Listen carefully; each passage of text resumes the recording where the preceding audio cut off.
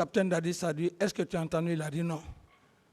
La seule chose que j'ai dit, hé Dieu, Toumba, tu peux me trahir? Mais la puissance de Dieu, c'est quoi, Monsieur le Président?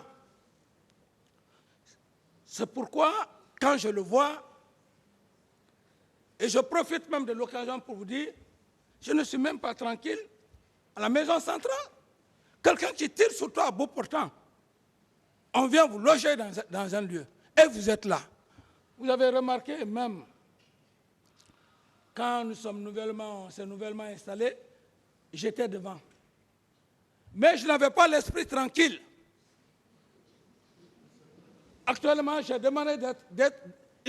J'ai dit au directeur, j'ai dit, si vous ne changez pas la place, je vais dire au président du tribunal. Respectueusement, le président de la garde pénitentiaire a changé.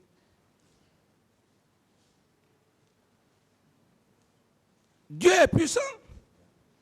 C'est comme Dieu dit, parce que tu as confiance en moi, tu vas monter sur une table, tu dis je crois en Dieu, tu vas tomber. Non. Même à l'instant où je vous parle, c'est parce que j'ai une sérénité. Le tir qui s'est perpétré, Dieu m'a donné une intelligence extrême. Sinon, je n'allais pas avoir ce talent de vous parler comme ça. Parce que chaque fois que je parle, je tourne, je regarde. Est-ce qu'il n'a pas une arme avec lui? Il faut se dire la vérité.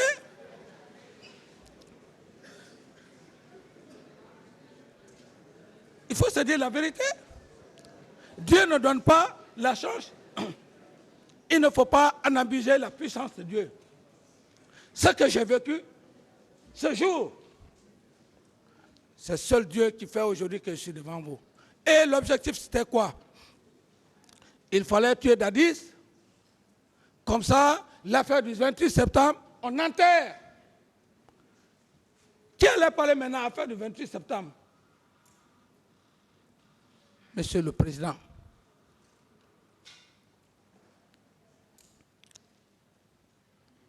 la seule personne, la même personne, déclare publiquement que je ne lui ai pas donné les ordres pour aller au stade.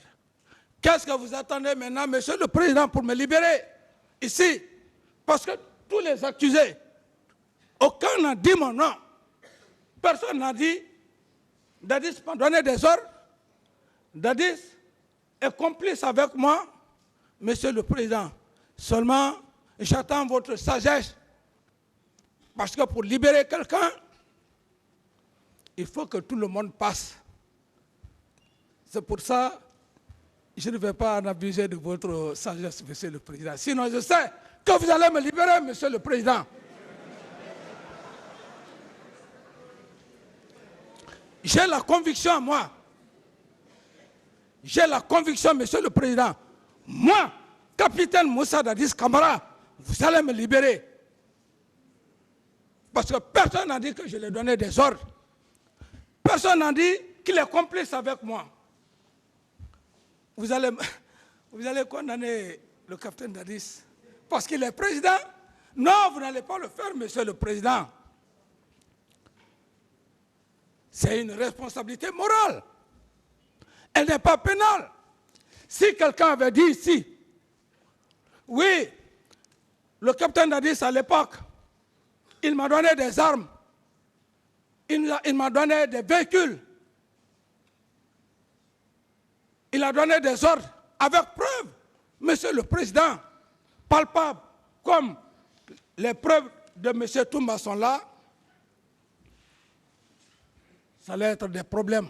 Mais personne, à date d'aujourd'hui, et même lorsque le colonel Blaise va venir, il ne le vous dira pas, parce que ce n'est pas mentionné dans son PV. Même Paul Mansa, quand il va venir, le jeune d'ailleurs, il n'était même pas là dans son PV, il dit qu'il était à Cancan. Alors, qui alors, Monsieur le Président? Libérez-moi, Monsieur le Président, mais gardez d'abord un peu votre sagesse. Vous allez me libérer. J'ai la conviction, Monsieur le Président, vous allez me libérer devant tout le peuple de Guinée.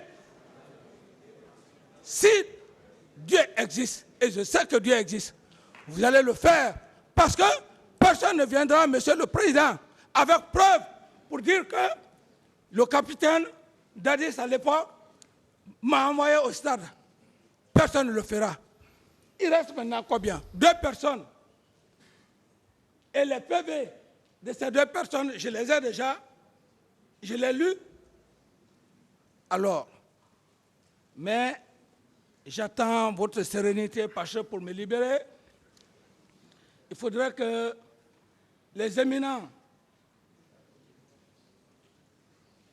empereurs des poursuites puissent aussi être convaincus de ma non-culpabilité. Si vous êtes convaincus, et je sais d'ailleurs que vous êtes convaincus, parce qu'à date d'aujourd'hui, monsieur le procureur, mes chers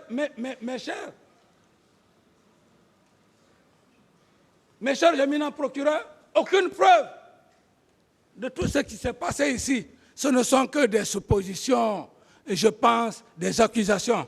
Alors que on n'est plus au Moyen-Âge, hein? Nous sommes à l'époque moderne. Et ma petite connaissance, je l'ai appris ici, dans cette même salle. Moi, j'ai déjà formulé ma propre définition en matière de droit pénal. Et quand, Monsieur le Président, vous allez me libérer, ma bourse d'études, je voulais faire les sciences politiques, j'irai maintenant pour le droit. Cette définition,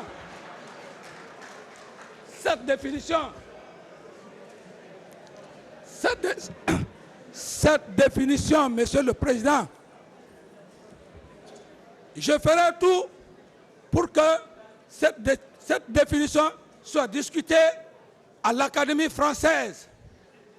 C'est mon ambition. Comme Senghor l'a fait. Ma définition, parce qu'une définition ne vient pas d'un homme seul. Je pense que dans cette salle, il y a un des avocats de la partie civile ou de la défense qui a dit que le droit pénal, c'est la reine des preuves.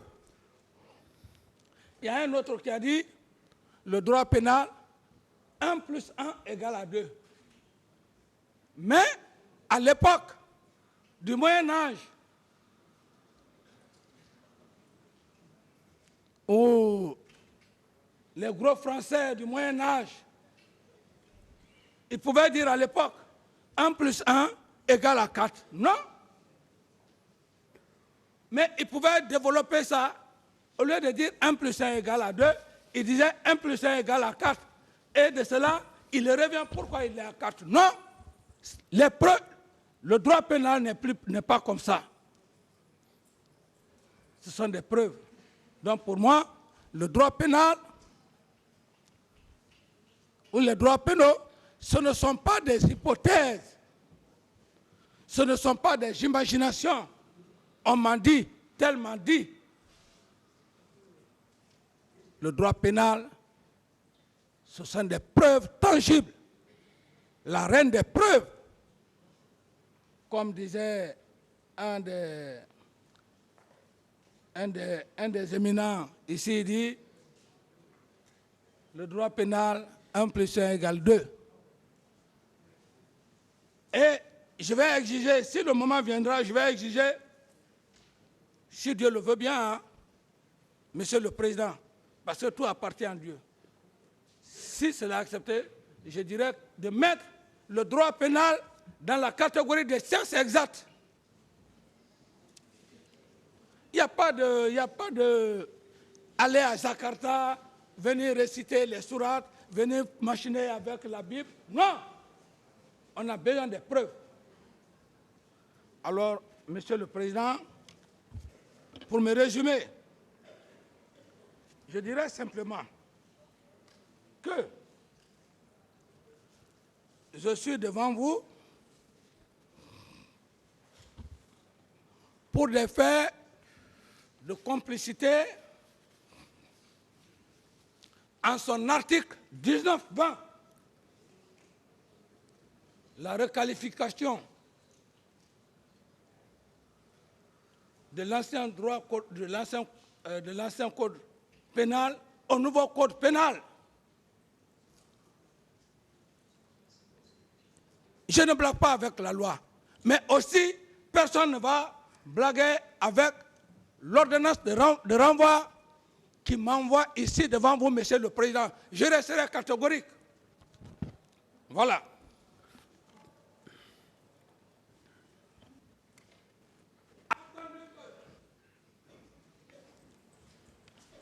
Attendu que ces faits initialement qualifiés de responsabilité de commandement des chefs militaires et autres supérieurs hiérarchiques ne sont en réalité que des faits de complicité prévus aux articles 19 et 20 du nouveau code pénal du 26 octobre 2016, ordonnant la requalification en ce sens.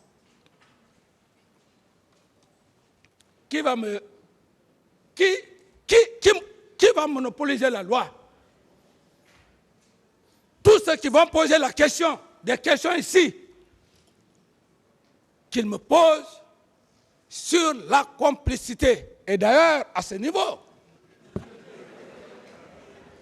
pour encore alerter tout le monde, Monsieur le Président, pour ne pas qu'on essaye de dire que votre tribunal, on peut faire n'importe quoi. Silence, s'il vous plaît. J'ai résumé, Monsieur le Président, l'ordonnance de renvoi sur une seule page que je vais vous lire.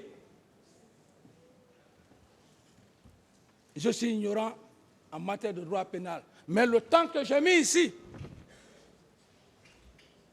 celui qui a fait le droit pénal, s'il ne fait pas attention, avec l'ordonnance de renvoi, ça va barder devant le président. C'est le président seul qui va nous séparer. Ou, je suis catégorique.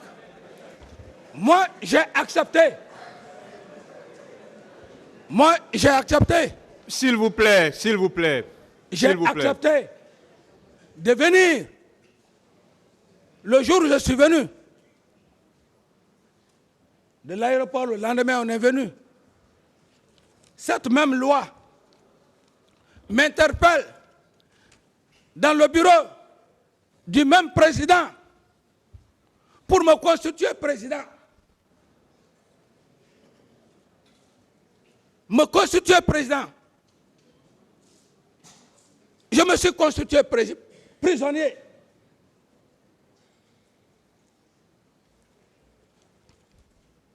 L'éminent magistrat, le procureur, lorsqu'il était avec les avocats de la partie civile, un homme très posé. Quand j'ai vu des discussions par-ci, par-là,